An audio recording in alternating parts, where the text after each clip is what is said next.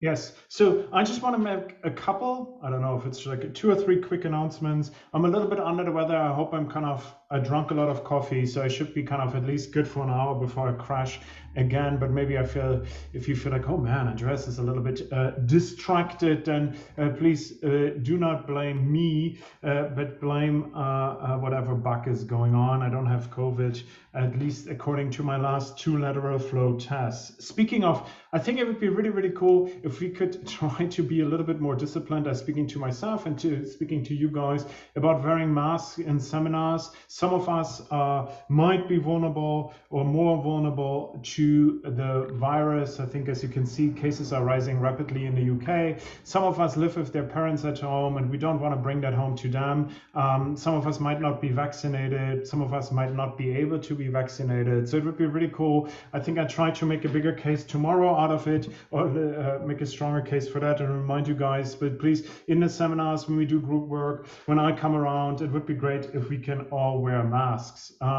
That's a quick announcement. I think I will show your group work from last week. Thank you so much for sending me the emails and what you have done in these groups.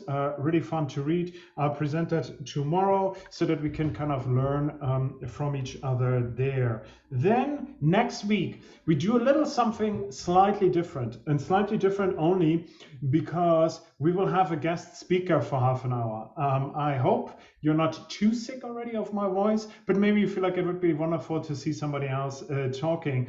And so we are kind of shifting next week into looking more into identity-based interventions. How can we change people by changing the way they think about themselves, the way the stories they tell about themselves, the narratives. And I have a colleague that I work with who is a philosopher, but he does a lot of work on self-narrative. He looked at kind of how the self-narrative of people who are addicted changes over time and how this helps them to recover. And he will kind of introduce his approach next week for half an hour. So it will be something very different from what we're used to. He's a philosopher.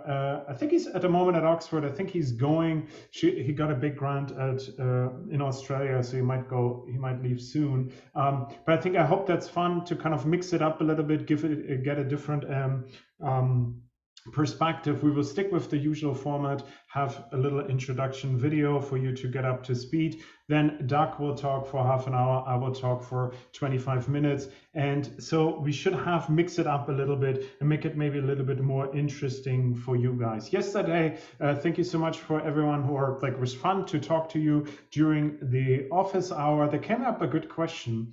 And so it used to be that when the seminar was less popular in the first year, we had formative feedback. So what that means is you could submit your intervention, whatever you had at a certain time, and I would read it and give comments to you.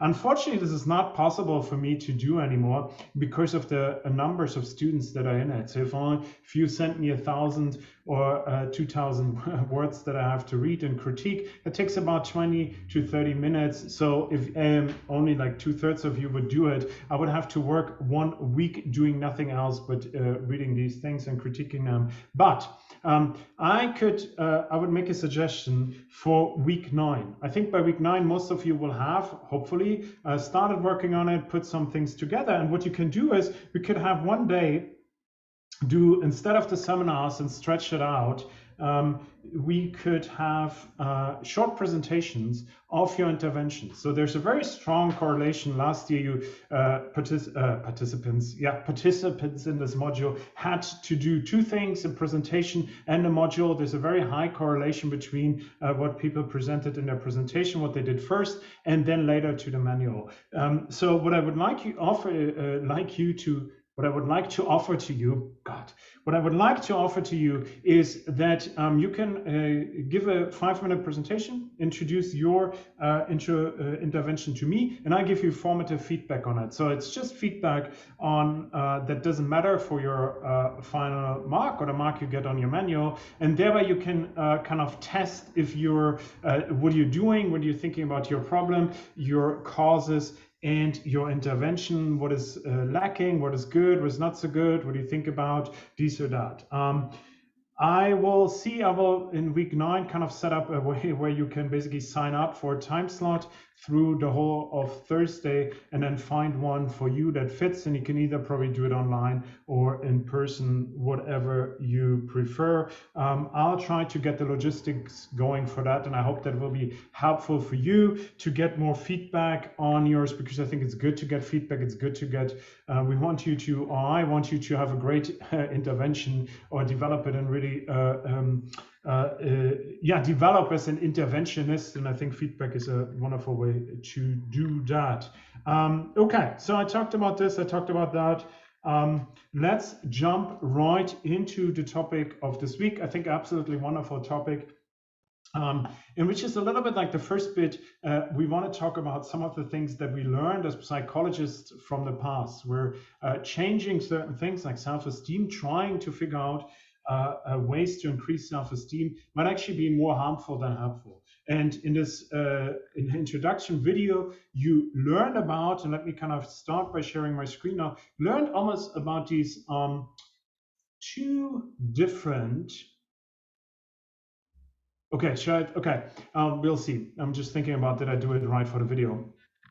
We looked at these kind of two different, almost identical twin-like markers of high self-esteem. So if I get a person that has high self-esteem, and high self-esteem is a subjective measure, right? I ask you, you tell me how you think about yourself. Some of these people with high self-esteem seem to be do well, have great capabilities, they think well of themselves because they're doing well. Right? So there's the high self-esteem reflects accomplishment and abilities and qualities of that person, but there's also this fake, unstable, defensive, narcissistic high self-esteem. So if both people, like here, it's like you can't really tell one from the other, just like identical twins, obviously, but there's some people say they have high self-esteem, but it might be due to some kind of defensive, narcissistic, and unstable reasons. We come back to that at the end of that session, but it's really important to keep in mind. We also in the video, if you want to learn more about this, the problems and so forth, and you haven't watched the first video in preparation for this lecture, I would strongly recommend it. There we recap that, okay? So this is just kind of like to setting up. And the other thing we highlighted in this first video is just to kind of get a common starting point is that there's like an immense allure of self-esteem. And this has not gone. It comes back in different forms. Maybe people talk about it more self-compassion now. They talk it in different ways, use different terms, but it's coming back again and again and again, where people try to help others or try to help them in order by making you or me feel better about ourselves without actually us having any real reason to do so. And we want to kind of look now what happens if we use these techniques in interventions and then kind of draw some lessons from that. What can we learn? Okay. So self-esteem intervention. So we kind of learned a little bit like the relationship between self-esteem and any good outcome in life is not as straightforward as one would think, but we see people very often, there's like everyone who is somewhat successful in life also seems to have high self-esteem. People who have friends seem to have high self-esteem, who have money, who have success, athletes, and so forth. So I think despite kind of like some of the sobering correlations we talked about in the previous chapter, in the second chapter, we want to kind of look at these self-esteem interventions and think about, okay, what could possibly go wrong? One of the interesting questions psychologically behind this is also, is self-esteem actually a cause or not, right? Can we, if we change self-esteem, does that improve, for instance, academic performance? As you know from the previous chapter, self-esteem interventions often focus on schools. There are a lot of schools everywhere around the world, especially in England and in the US, but also in other countries where like self-esteem is part of their mission statement. They want to kind of increase the self-esteem of the teachers. They want to increase the self-esteem of their students. It feels good. These are popular with teachers and students. I think last week in the seminars, right, in the live seminars, when we talked about positive versus negative feedback conditions, right? Why do people like to give positive feedback? It just feels good. It feels good to try to make somebody feel amazing about themselves. Okay, so it's very widespread. It's still going on. The ideas behind that are still very prevalent. There's a meta-analysis that I just want to quickly mention that in some ways these self-esteem interventions work because people, thereafter students in particular, report higher self-esteem. So it seems like we can actually at least temporarily inflate or inflate is so judgmental, raise the scores on self-esteem of these students. So it seems to actually work. Okay, so how do people kind of do that, right? It's not so complicated. As you remember from last week, and as you remember from the introduction in chapter 1, is that we have this need for self-integrity. We like to hear that we are fantastic students, fantastic parents, fantastic teachers, and so forth. So there's kind of like there's a priority we put on that information and the way we process it. So people are kind of susceptible to this. So this is an example intervention where basically the offer that students get, they receive each week a review question, a question that should help them to increase their performance, right?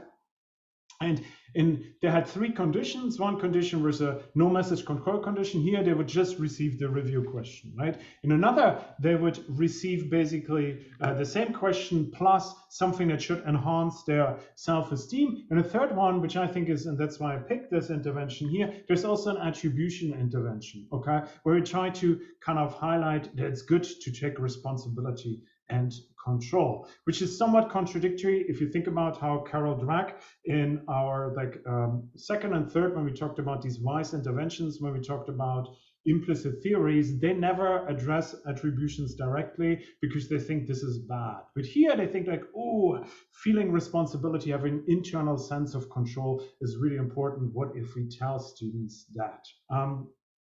This is the self-esteem condition. Here's like verbatim what they wrote down. The students would get an additional paragraph within these emails that says, past research suggests that when students get back to their tests, they tend to lose confidence. They say things like, I can do this, or I'm worthless, or I'm not as good as other people in college. Other studies suggest, though, that students who have high self-esteem not only get better grades, but they remain self-confident and assured. Bottom line, hold your head and your self-esteem high. One thing I should have mentioned, we will see it in the results. This is a intervention that's targeted at students that have C, Ds, and Fs. So they're at the bottom of the academic performance. They just performed the test, and now they get their feedback, and there's like, hey, it might have not gone very well, but hey, keep your head high. I think they got, what did we say? I think they got 3 or 4 of these messages before the next exam. In the internal control condition, sounded very similar, right? We're trying to keep as much things as possible parallel. There's like past research suggests that when students get back their tests, they tend to blame poor scores on external factors. They say things like, the test was too hard, or the prof didn't explain that, or the questions are too picky. Other studies suggest, though, that students who take responsibility for their grades not only get better grades, but they also learn that they personally can control grades they get. Bottom line, take personal control to your performance. Sounds a little bit like, maybe I watched too much YouTube last night, but it sounds a little bit like a boomer thing to say, hey, you should take control of your life, but that's the intervention, okay? So in the control condition, they didn't get anything.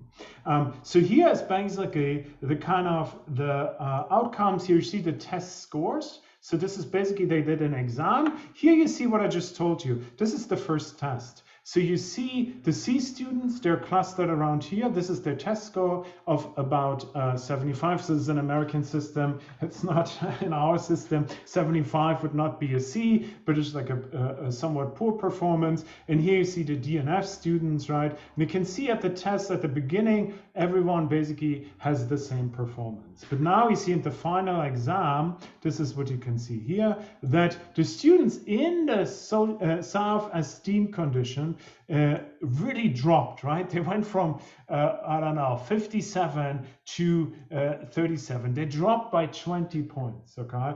You can see a little bit a lower trend for the internal control one. You can see this especially a little bit here more, but you see especially for those students who did a DNF, who kind of either failed or barely passed the test, the self-esteem really backfired. Okay. So this is like kind of a thing where it's like, okay, we can raise temporarily or inflate self-esteem scores, but sometimes this might either have no effect because self-esteem might not be that important, or it might actually backfire. So I think it's really important to think about what we can learn from these lessons. Why can it backfire? Okay. So one of the things which we come in a second part of this lecture today very much is that basically one idea is that if I artificially boost your self-esteem, that this might increase a lot of defensive mechanisms, right? So you might think like, okay, oh, I'm a person, I'm a wonderful person, I'm amazing, I should keep my self-esteem high, and I should not worry too much about whether or not I do well on academic scores. This has nothing to do with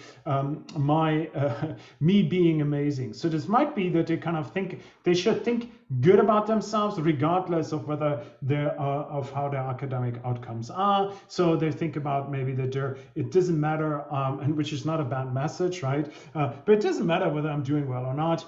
My self-esteem should be high. So maybe the motivation behind often getting good academic outcomes is to feel good about ourselves, to feel proud of ourselves, to have a raise in self-esteem as a consequence. But here, if you undermine them, that might be problematic. I think there's one thing where what we know from self-handicapping literature, right? It's like we students might maintain self-esteem best by withdrawing efforts. So I think some of you might be familiar with that, but there's this idea that basically often we self-handicap ourselves in order to protect our self-esteem. So I might feel like, oh my God, this upcoming test really will tell me whether I'm a good student or not, or whether I'm a this type of material or something like that. So in order to lower the diagnostic value of this test, what you can do is you can basically just not prepare for it.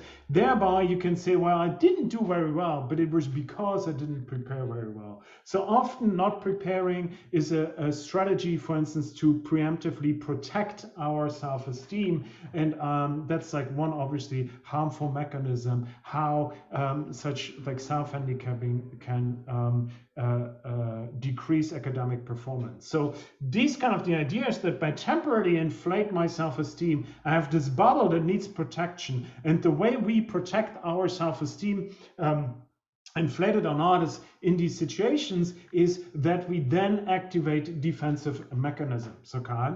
And you can kind of think a little bit about this as this, what we basically create is the second twin, right? We want people with high self-esteem because they look at their performance and say, yes, I'm doing well, I'm a worthwhile person, etc. And that's the self-esteem what we're thinking of. But what we often create is this kind of identical looking twin that is this unstable, fragile, narcissistic one that responds to any threat kind of I should have put probably this picture up, that responds nastily often to threats of the self-esteem. So I think we talked quite a bit about this in our seminars last week, right? There's this idea why I felt, and I think most of us felt, that if we give feedback, right, in this exercise, if it's like, you're amazing, you're doing great, that sends a lot of negative messages to the students. And I don't want to recap this to you, but I just want to remind you that this is something very similar, where you basically think like, oh, my student, we're doing poorly. I do a self-esteem intervention by telling them that they're amazing, and this might often be much more harmful than your good intentions want it to be. One particular reason why we think, and we connect this is like a larger part of our second bit or second part of the lecture, is that this particularly comes up when the self is under threat. Okay, it's a really cool study, and I want to show you two videos. I'm not sure if it will work, that I stumbled about yesterday, and I thought there's such a perfect illustration of this. Okay, so now we're in an interpersonal context, and what you can see, I think, I might have mentioned it, I'm not sure, in the first chapter, is that people with high self-esteem often think that they're great conversation partners, that are very likable by others. So the correlation between this and like our high self-esteem and how other people like us in conversation is actually pretty meager. Sometimes it's negative, sometimes it's slightly positive. So one idea would be like, why is it sometimes negative and sometimes positive? Why do sometimes people feel that high self-esteem people are rather obnoxious? And the idea is like, when they feel that there's a sense of threat, then they kind of over engage in unlikable behaviors. So what they did, oh, I didn't put the reference here. This is a study by Catherine Vose, 2002, and somebody else. I can't remember who the other author is, like a bit. It's basically what they do is before these people have a conversation, low and high self-esteem people have a conversation with another person, they put either threat or no threat on these high self-esteem people. And so they did this by giving them a test, and then at the end they give them fake negative feedback and say, oh, this test is a good test of your intelligent abilities or your intellectual abilities, and oh, it shows you're not that good. It seems like you're not that good at that. So now yourself as a student is under threat. And now we want to see how, and then we let you have a conversation about a random topic with another stranger, and then we rate your behaviors. Oh, this is not very good. Let me kind of get, okay, let me just, I think, okay, how can I get out of this? Discard, okay, let me just delete this.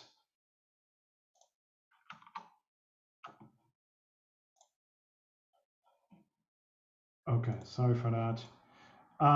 So what you can see here on the y-axis is that they rated the antagonistic behaviors, kind of like so you can see, like things that put people off, right? And you might be very argumentative, or you might be very opposing, interruptive, trying to assure that you have enough talking time and so forth. And you can see that in the threat condition, the dark bars, in the high self-esteem, this is really where people have a lot of negative antagonistic behaviors. So the threat seems to ramp that up. Now my high self-esteem is under threat. Now I have to show that I am have to assert myself in an antagonistic way. You can also say like the ratings of the likability go down. So here you can see that basically high self-esteem under threat are not very liked people. Interestingly, you can see that under low self-esteem, the likability and under threat goes a little bit up, probably because these students are more passive thereafter, like just willing to listen, which is a good thing, rather than assert themselves in communications. But what you can see is basically when the self is under threat, then often high self-esteem people are trying to fight back. And this is particularly true for people who I kind of have this inflated, narcissistic, defensive sense of self that is not really rooted in real accomplishments, but rather kind of trying to keep a fake sense of self-esteem up. And this is often what interventions create. Okay, let me just kind of see if I can. I want to show you two short videos of a characteristic where I thought, like, I watched them last night, I stumbled upon them, and I thought, like, oh, this is like a perfect demonstration of a self under threat. So this is about, oh, I think, let me just kind of see. I think this is a good way to do this. So this guy is Hard Rock Nick. I don't know if you heard of him. I hope not. I kind of stumbled upon him because a lot of people on the internet make kind of fun of him. And he often has videos where he's kind of bragging about his accomplishments. But often his accomplishments don't feel really real. A lot of people are telling him that he is, or a suggestion that he is fake flexing, that he's not. I hope you can. I'm a little bit, as I said, I'm a little bit all over the place today. I hope you can see. Can you see the video? Can somebody? Yeah, we can see. Okay, so this is him. So here he's like he's basically under threat. because people are telling him that he's fake flexing, that he's just pretending to be rich. Okay, now we have to self under the threat. He wants to show us really that he's not fake flexing, and let's listen to how he's trying to do it. He also, I think he has 10,000 subscribers on his YouTube channel. He also calls him, it's his own channel, calls himself the Instagram star. So this is how he talks about himself. So I'm always fake flexing, huh? I just got one question for all my haters at home. Where am I and where are you? I'm here in Beverly Hills with my boy Extendo, about to get into my 2021 S-Class and go to my Beverly Hills 14-bedroom house for my chef to make us lunch. Come on, let's get it. Okay. I think I leave it with that, but you can really see, I think there's another video, you can see it, and I think the link is in a similar, where he tells it, he goes into the bank and tells it how much money he will deposit because he just made so much money. And what that tells us is kind of like he's doing it in the most obnoxious way, but his self is under threat, and this is kind of like the key essence, right? He really wants to convince us, oh my God, I'm the real deal. I'm such an amazing rich person, and he's doing it in a way that really backfires, that puts most people off. I hope you could see that in the video. And this is basically the key essence of the self under threat. So there's a little bit of hard rock Nick in all of us. Then when we have a somewhat inflated sense, or our self is under threat, we react in often kind of ridiculous ways. We come back to that in a second. And I just want to kind of highlight some of the lessons learned from self-esteem interventions, and that why they backfire and why this is important. Why are we talking about this, right? Why did we take time to kind of look at something that doesn't work? I think it's really important to kind of think about, if you want to change something, is this a cause or a consequence, right? Is this something, an outcome? Or is it a symptom, or is it something that actually we can directly intervene on, right? So I think you can think about, like, what I try to show you, right, is that you can't just in a healthy way increase somebody's self-esteem, their confidence, their self-efficacy, if you just tell them they're awesome, okay? It's either people won't believe you, but if they believe you, somehow in them they know, and that's why the fragility comes in, that this is not based in reality. So often they become very defensive about it, right? It's the same with happiness. Happiness, you can think about it as an evaluation, an overall evaluation of our life, right? I think if I just try to have a hack that magically makes you happy, and there's nothing but nothing changes about you or your life or the way you construct the meaning of your life, nothing will happen, right? There's no shortcut to kind of increase lastingly happiness, okay?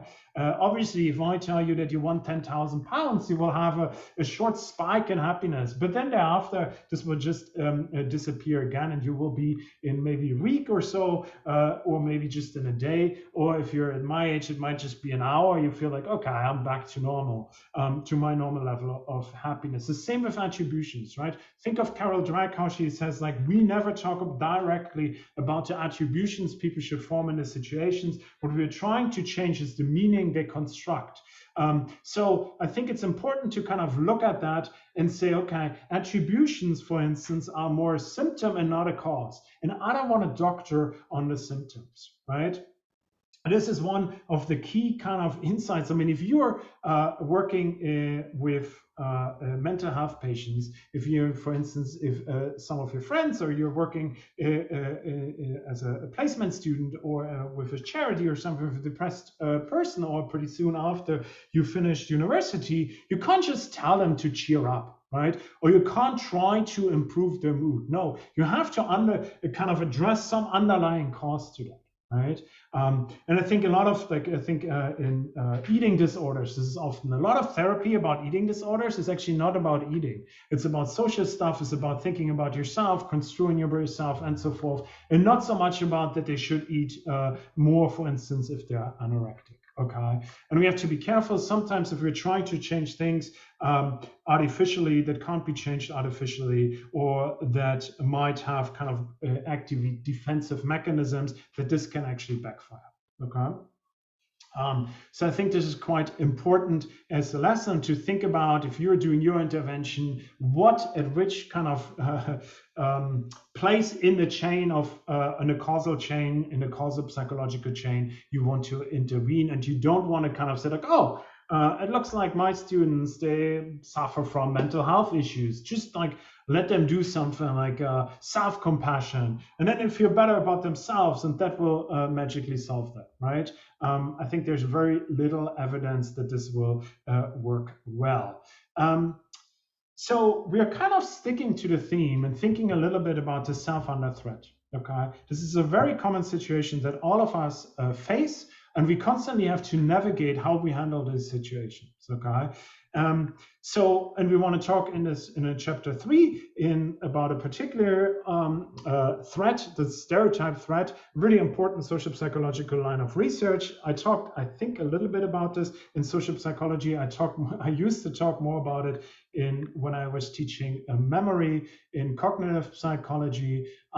But this is like a specific form of threat that the self experience that has harmful consequences. And then in chapter 4, we want to take a closer look and see how can we help people that are facing a threat to counter that threat in a positive and not in a defensive way.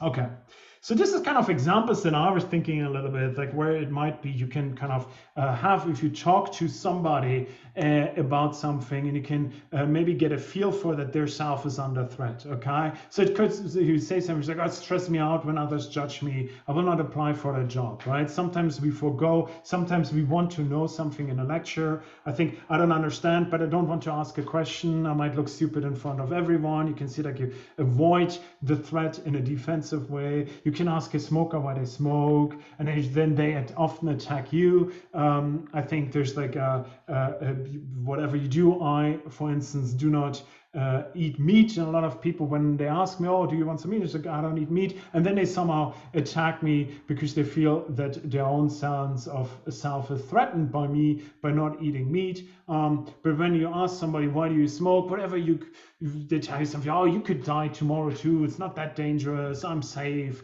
And so we often kind of like hear statements like this that you can find on the slide here, where you can see, okay, here are people under threat, and they're kind of reacting in a little aggressive, defensive way. And that's very common. And in some ways, acting defensive or responding to threats is not always bad, especially in the short term. So I think in general, threat is not a bad thing. It gives us a chance to change and grow, right? It might be that a smoker that you ask why they smoke actually thinks about it and then changes their mind. That rarely happens, but it happens once in a while. And the same with the other things. Somebody is doing something risky, or somebody might feel like, okay, maybe I should do it. Instead of attacking the person that does the kind of performs the good virtues, you might feel like, oh, maybe I should also change my behavior. So threats often offers also a chance to change and to grow, right? But the problem is that our immediate response is often to lessen the impact of the feeling of stress, and we do this more often than not with defensive mechanisms, okay? One of the particular things that I want to talk about now, and this is from Neil Lewis' definition, I'll read it out in a second, is about stereotype threat, okay? So he writes, I think we met him in the first seminar, we saw a little video of him talking, and he talks about kind of like this idea of stereotype threats. In US schools, stereotypes that Black students are unintelligent have been central in American education discourse since at least the mid-20th century. These stereotypes create a challenge for Black students that many other students do not face. Poor performance on tasks that are diagnostic of intelligence can be construed as confirming the Black unintelligence stereotype. Stereotype threat theory posits that concerns arising from the possibility of confirming a negative stereotypes are consequential because they can provoke feelings of threat. So the idea of the stereotype threat is, and a little bit I often envision as a little bit like in athletic performance, right? Is that you in a crucial moment you feel like there's a threat to yourself, and here you feel like, okay, it is because I'm about to confirm the stereotype the people around me, my teacher, this one idiot in front of me has about the group I belong to. That's stereotype threat. Now, why is this so bad, right? So I start thinking about it, and this is where kind of you can think a little bit about the idea of athletic performance. I do not think about my performance anymore. Rather, I have these kind of feelings of anxiety, of I want to show this person or that person. So I have a lot of non-performance related thoughts on my mind. I think, and this is what I talk about when I used to talk about it in the memory lectures. Now your working memory is taxed and you have less ability to perform well. So if you're threatened by a stereotype that you of a group that you identify with, then this might evoke additional non-task relevant thoughts, and these non-task relevant thoughts then lead you to perform poorly. In sports, that is very often, it's almost like the difference between doing a shot in practice, and you might be really good in practice, but then doing it in front of 1 million people that are watching you. Now yourself is under threat. You said, oh God, how do I hold my hand? Oh, how many people are watching? I hope my family is not seeing this. I hope I have to, and so forth. And you, what athletes and sports psychologists say, you choke. Right? And this is a little bit similar to the situation where the stereotype threat activates task irrelevant thoughts and thereby increases, ironically, the chances that the person that is under stereotype threat kind of confirms this stereotype. The most research on here, we focus on Black students today, and because these are the most famous example, most research is actually done on women in STEM. So kind of like the idea that it's like, oh, why do women often or female students struggle in STEM related fields? And it's like the idea that some of the teachers, some of the male students might have the idea that women are not good with maths, they're not good with science. This is the stereotype that gets activated. And this is, most research kind of studies it in the field of women kind of underperforming in STEM fields due to a stereotype threat. Okay. I think we have like, okay, so there's like, there's this idea, there's stereotype threat theory, that there's this like a salient stereotypes induce threat. So they become in a situation very salient, and now I'm thinking about them, it's on my mind, okay? And if this is a task that's important or self-relevant to me, if the task is difficult, right? And this is something that is important to myself. So if I have a self-relevant, difficult task that I identify with, then this will basically lead to me kind of to choke or to perform poorly on that task, okay? So that's really important to keep in mind. I'll quickly show you like the classic study to that. Like I think that Steele and Aronson, I can't see this. Yes, Steele and Aronson. I think it's like this morning I looked it up. This is more than 11,000 citations now. And here's like they invite African American students in the US to come to the laboratory. There's a white male experimenter who kind of like probably another research assistant or student that kind of introduces the task to them. And in a threat condition, they introduce it in a way, and I think I will read out a little bit, that highlights this is like, oh, this is about abilities that the stereotype suggests that Black students struggle with, right? This is a genuine test of your verbal abilities and limitations. So it's diagnostic, so that we might better understand the factors involved in both. And this will help us to understand who's good in verbal abilities and who's not good in verbal abilities. So the whole kind of experimental condition highlights this is a diagnostic test for one trait that the stereotype says you're not good at, right? You can easily think about men and empathy, you can think about women in STEM, you can, you know, all of these things, there's like easy to come up with more stereotypes like that. And then they let them do an SAT test, okay? So they let them do a proper kind of SAT, most of people think is almost like an intelligence test, okay? I think it's verbal reasoning that they have to do here.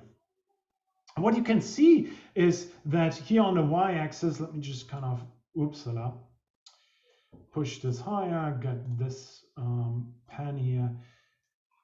What you can see here is the performances, okay? So we have two control conditions. They're basically the same. Let's just treat them. There's non-diagnostic challenge and non-diagnostic without a challenge. You can see, okay, I don't know, somebody's calling me. I'll just decline that. Sorry for that.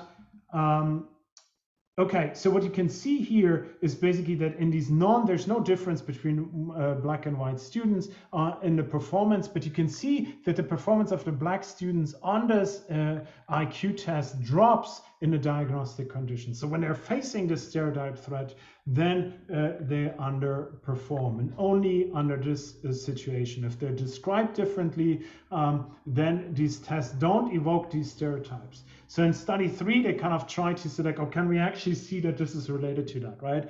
You can see that in these kind of like diagnostic situations. If you look here, you can see there is basically, you can look at the activation of the stereotype. You can race-related word completion. I don't want to kind of bore you with how they did it, but you can basically see how accessible stereotype-related words are. And you can see this is a real increase in this diagnostic scenario. You can also see that there's more self-doubt as a consequence of that, and then that they have oh yeah, okay. What is that stereotype? Oh, it seems like I did it. No, this is a different way of measuring the activation. So if they kind of, so now, okay, sorry. Now what you can see here, sorry, is basically how much they endorse the stereotype. And what you can see is that basically the students here try to actively reject that.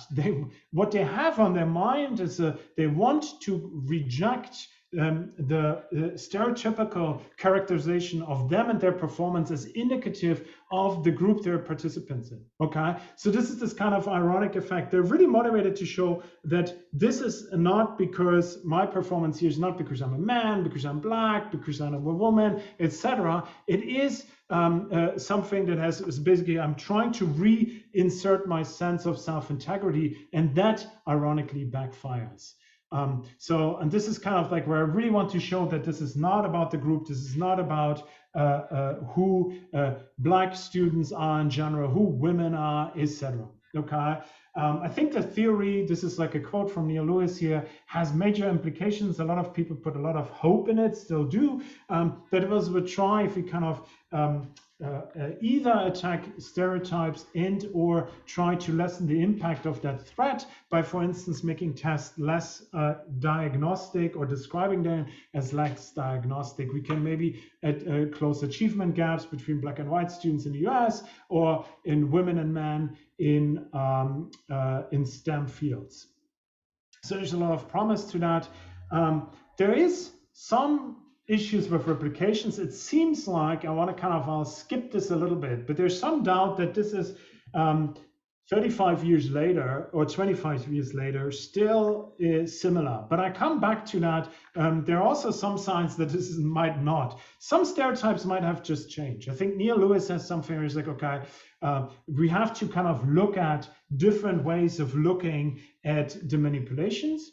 And we also have to say if this maybe kind of changed over time. Unfortunately, both of these projects that kind of would give us a definite answer are just, he's just working on them. So these are two pre-registered reports. So they're basically testing stereotype threat in black college students now with many different operationalizations. And this is a pre-registered study. So I read the pre-registration report, the same as the meta-analysis. Is it actually that maybe some stereotypes over time kind of lost their sting, and hence we see less effects of stereotype threat.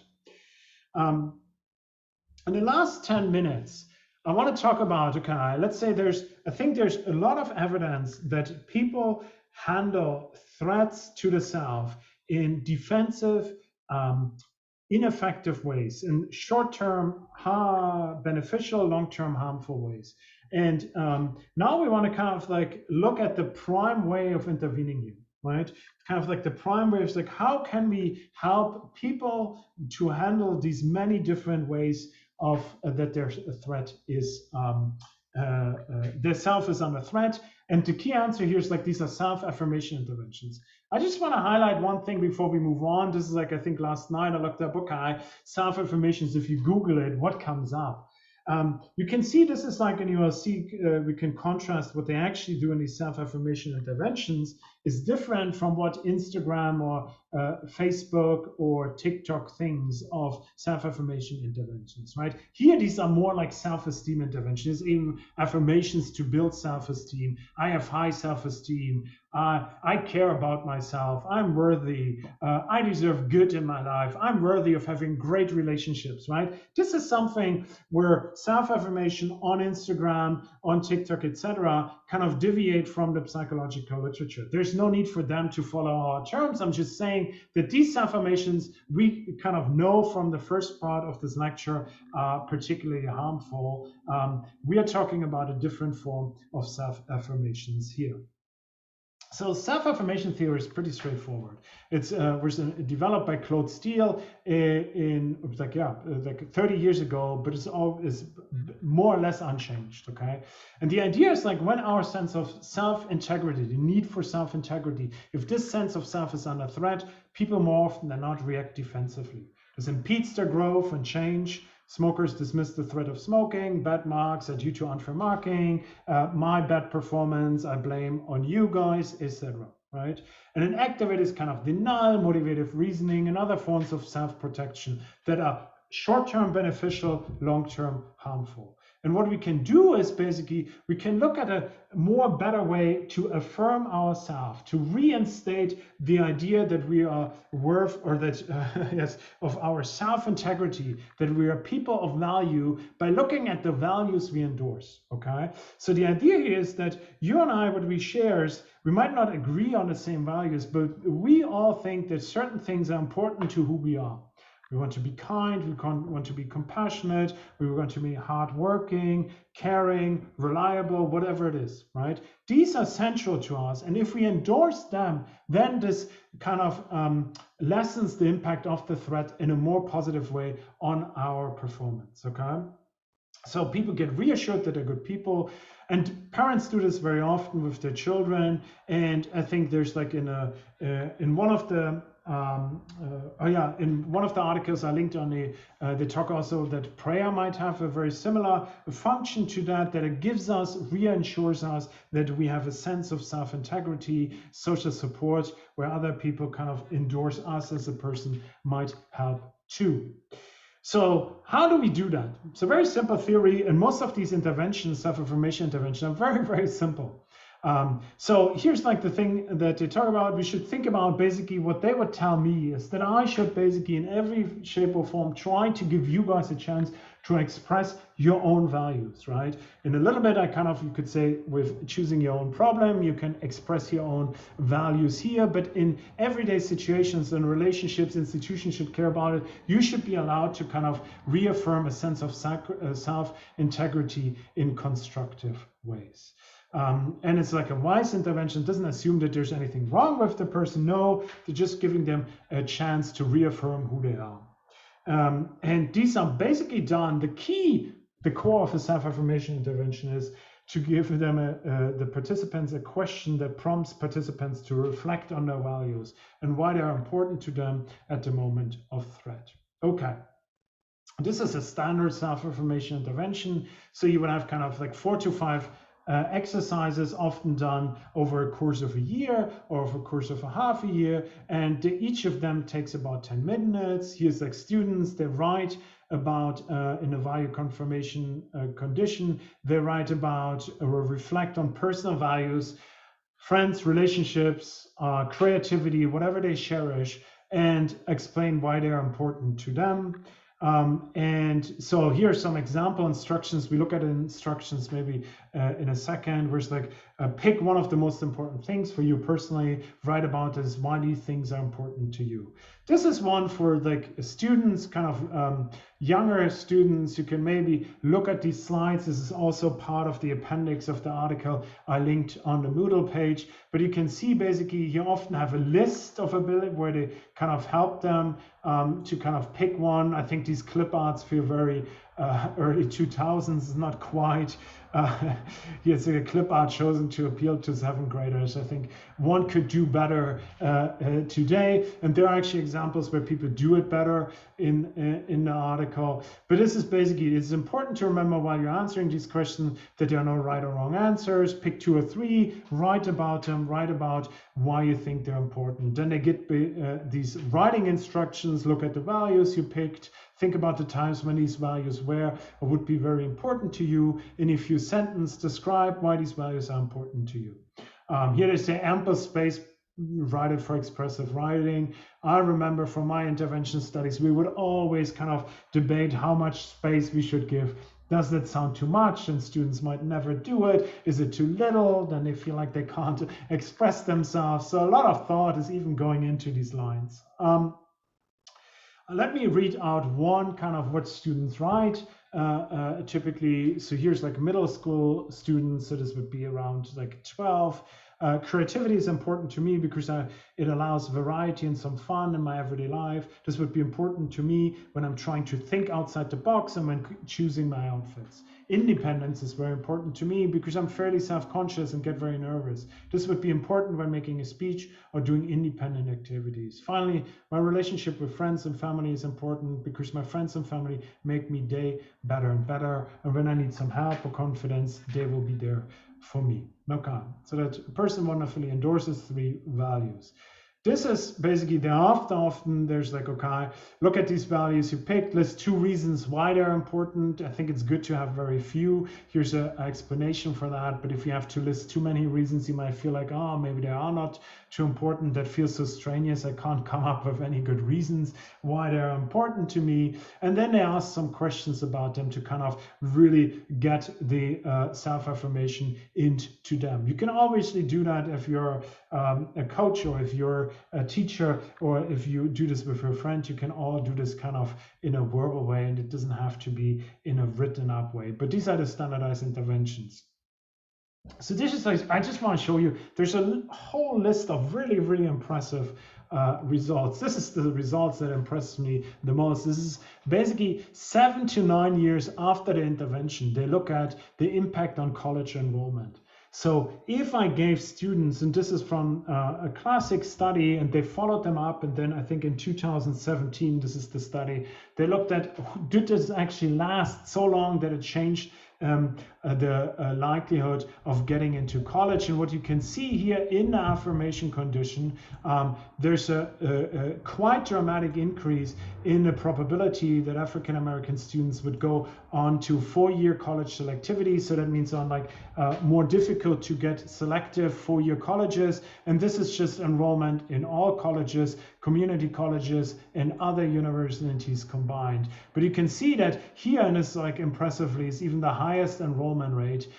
You can also see, and this is kind of in line with that, if you do not face stereotype threat, and you don't need that there's no real difference between white students who are in the affirmation condition and who are not. Okay, let me skip that and talk a little bit about, and let me also skip the mechanisms. I will just kind of would like to highlight that there are some failed replications for that too.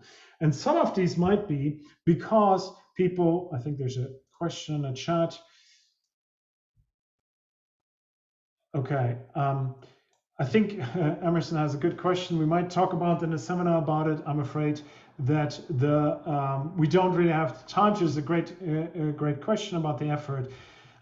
Maybe I just kind of stop here and not rush too much to it. I think we have a minute left before our time is up.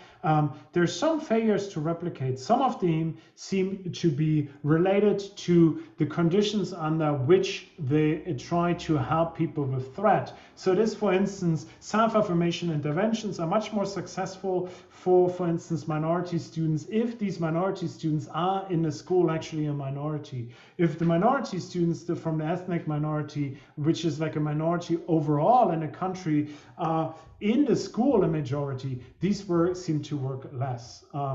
And I think there's like differences between England and the US. So in England, achievement is most tied, the achievement gap is tied to your socioeconomic status, so how much money and education your parents have, and less to ethnic differences. They're very, very small ethnic differences in performance in the UK. And so there seems to be, if I want to do a self-affirmation intervention to address problems in the UK, I would have to adapt it to that context and could not just continue doing the same thing people do with Americans. Okay, so I'll stop it here. I think I had 2 or 3 slides left, but it's perfectly fine. We can talk about them in the seminars. Thank you so much. If you have any questions, ask them tomorrow in the seminars. And otherwise, there's my alarm.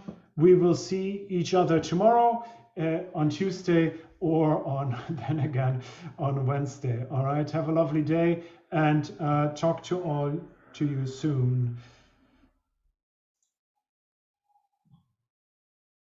Thank you, Andrea.